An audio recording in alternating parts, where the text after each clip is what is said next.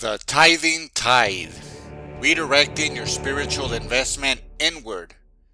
Imagine you inherited a vast, fertile piece of land, your own consciousness, your capacity for growth, your unique gift. Yet, every season, you load your finest harvest onto a wagon and deliver it to a distant landlord you have never met, who lives in a mansion that you helped build. You return to your own fields, which grow progressively more barren from neglect, wondering why you never seem to thrive. This episode diagnoses a tithing cancer, the metabolic dysfunction where we systematically externalize our spiritual resources. The institution, the religious institution, like a tumor, convinces us that the path to divine favor runs through its bank account, that our generosity is measured by what we surrender to it rather than what we cultivate within ourselves and our immediate community. It teaches us to invest in its infrastructure while our inner world languishes. What if the cure for the spiritual poverty is not giving more, but to fast from these institutions? What if we simply stopped exporting our harvest and started tending our own soil? The metabolism of this cancer is financial spiritual bypassing. It redirects the energy of genuine growth, time, money, and creative intention away from personal transformation and toward institutional maintenance. The divine as a shareholder, the silent partner used to justify the financial structure, the institution like a corporate headquarters, the entity that demands resource allocation for its expansion, and then you have your prosperity gospel, the marketing department that sanctifies the cash flow. Let's trace the life cycle of a single financial decision, the weekly tithe, through this parasitic religious metabolism. The spiritual shakedown, the mutation of the cancer. A young family gets a genuine desire to be good people and contribute to their community. This innate moral impulse is the raw material. The institution intercepts this desire, pathologizes it as divine debt. They are told that 10% of their pre-tax income is God's share, and that withholding it risks divine disfavor. Their natural generosity is mutated into a mandatory financial obligation with cosmic consequences. The extraction of capital. This is the angiogenesis of the cancer. The tumor now creates its own blood supply by positioning itself as the exclusive channel for this spiritual capital. The money is not presented as funding for community soup kitchens or local aid. It is framed as sowing a seed for future blessings, with the unstated premise that the institution itself is the holy ground where this seed must be planted. The transaction is clear.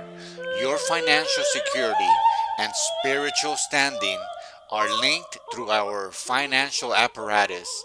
Your wallet is now a spiritual organ we control. The cycle of neglect, the metastasis. The family writes the check. They feel a temporary sense of righteousness, but that $100 will not go toward the mediation retreat that would ease their anxiety, the therapy that would heal their marriage, or the music lessons that would nourish their child's soul. Their personal growth is starved to feed the religious institutional machine. The cycle is complete. The family remains spiritually undernourished, ensuring their continued dependence on this religious institution for meaning, while the tuner uses their resources to build another wing on its mansion. The tumor has been fed. This financial diversion would fail if we valued our inner development as much as we value external validation. Yet, we keep writing the checks, held by powerful psychological hooks. We are addicted to the quick hit of righteousness that comes from writing that check, the slow, difficult, and often messy work of inner development, of actually developing yourself, facing your shadows, healing our trauma, developing patience and forgiveness, offers no immediate certificate of accomplishment. Paying this debt, this tithe to this religious institution, however, is tangible proof of our faithfulness. This is a shortcut, and this addiction is a spiritual trade of the hard currency of genuine growth for the cheap dopamine of institutional quick approval. This is the terror of the tumor instills, the spiritual version of what if the market crashes? What if I stop paying and the blessings dry up? What if I'm responsible for my own financial and spiritual well-being without a celestial safety net? The institution positions itself as the essential fund manager for your soul, convincing you that self-investment is selfish and risky, while investing in them is pious and secure. The fear of managing your own spiritual portfolio drives you to keep outsourcing the task. We have been sold the lie that the universe operates a cosmic bank where deposits made to religious institutions earn divine interest. We believe that $1 given to a church is spiritually worth more than $1 invested in our mental health, our education, or our child's future. We cannot imagine that the most sacred investment might be the one that makes us more whole, more present, and more capable of love, regardless of which institution, if any, gets the credit. The treatment for this cancer is a deliberate withdrawal of financial and energetic resources from the external institution and a radical reinvestment in our inner world. This is our declaration of financial and spiritual self-determination. Institute a firm rule. I will redirect my tithe, that 10% of my income, or an equivalent amount of time and energy, toward my own holistic development and the direct, unmediated support of my local community. This means that money previously sent to a distant headquarters now funds therapy, education, a gym membership, or art supplies.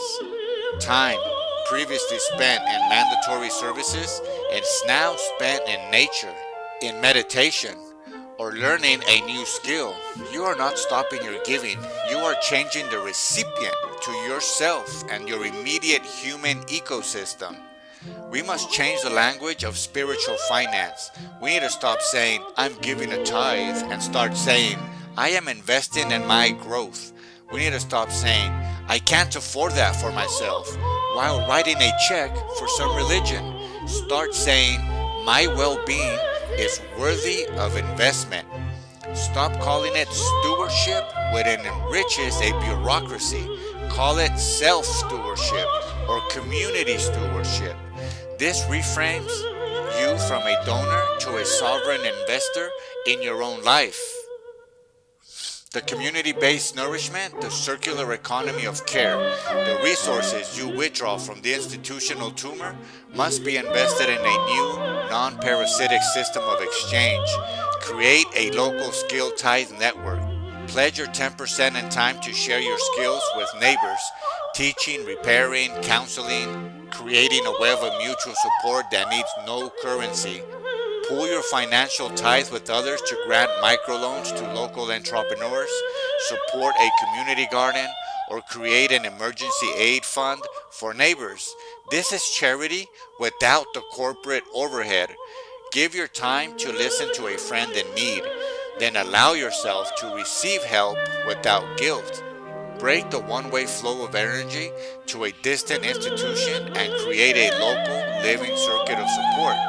As more of us initiate the inner tithe, the financial tumor will begin to starve. Its marble halls and media empires, built on the redirected resources of 1 million inner lives, will face a liquidity crisis. It will thrash, kick and scream. We will see increased guilt-based fundraising and sermons about lukewarm believers. Recognize this for what it is. It is a corporation, a religious institution, laying off employees as its revenue stream dries up. We are not abandoning generosity, we are abandoning the middleman. As we walk away, we leave behind a spiritual extractive industry and step into the abundant economy of direct, personal, and communal investment. The tithing cancer is a financial and energetic drain on the body of humanity, convincing us to fund our own captivity. Our prescribed dry fast, the withdrawal of our financial and energetic tithe, and its radical reinvestment inward, is a metabolic reset. It attacks the disease at the level of resource allocation. There will be a healing crisis. The tumor will not release its funding without a fight. It will scream that we are being selfish, that the work of God will suffer, that we are robbing the divine. But this crisis is a sign the treatment is working. On the other side of this withdrawal is not spiritual poverty, but unprecedented wealth. Imagine a world where our primary spiritual investment is in our own capacity for peace, wisdom, and compassion. A world where communities are resilient webs of mutual support, not dependent on distant hierarchies. A world where the grand cathedrals stand as museums to a bygone era of spiritual outsourcing, while the real temples are the nurtured, vibrant selves of individuals living in authentic connection. This is the natural harmony that awaits.